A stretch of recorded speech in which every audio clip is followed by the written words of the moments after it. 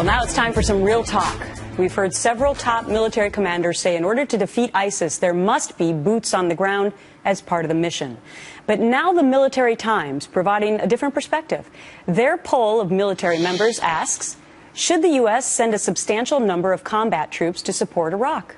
A little over 70% of troops say no. Nearly 30% say yes. Let's bring in retired Marine Staff Sergeant Johnny Joey Jones. He was a machine gunner in Anbar in Iraq and lost both his legs in Afghanistan. He's also executive director of the Boot Campaign. Great to see you again, Sergeant. What do you mean, or what do you make of this poll? 70% of military members say no boots on the ground for them. Good afternoon, Gretchen. First, congratulations on your one-year anniversary. Wonderful show. Thank you so much, Joey. As far as this goes, this poll, and actually I was a bomb tech, not a machine gunner. I don't want to take glory that isn't mine. So with this poll question, it says specifically to support Iraqi security forces. And that's a completely different perspective than trying to get there to defeat a formidable enemy in ISIS in both Iraq and Syria.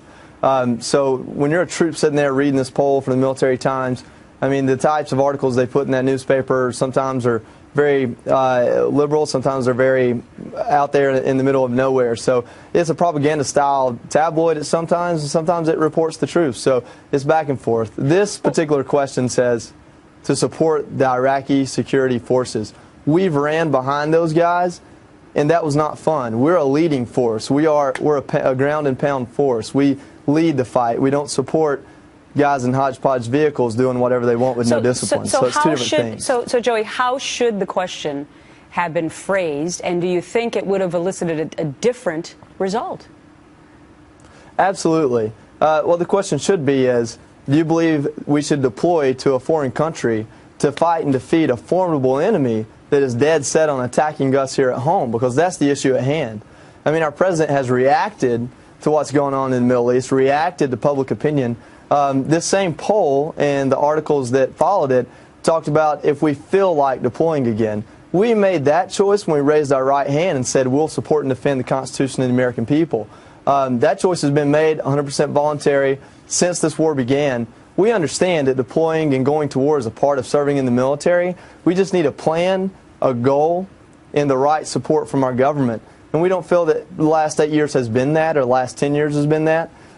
So yeah, before we go into another 8 years where our leave dates are scheduled around the funerals of our brothers and sisters, we want to plan in some leadership. We want to know what the goal is, and we need to know what the enemy is. And in this case, it's ISIS, not only ISIS, but the lone wolf terrorism, not domestic violence, that it's spurring here at home. We need to defeat that will across this globe. The idea that you can intimidate and scare a leading country in both freedom, capitalism, and everything else we stand for, that you can intimidate that country and its military into bowing down and turning a blind eye. Sergeant Johnny Joey Jones, responding to that poll in the Military Times. Thanks for your time today. Great to see you. Thank you so much.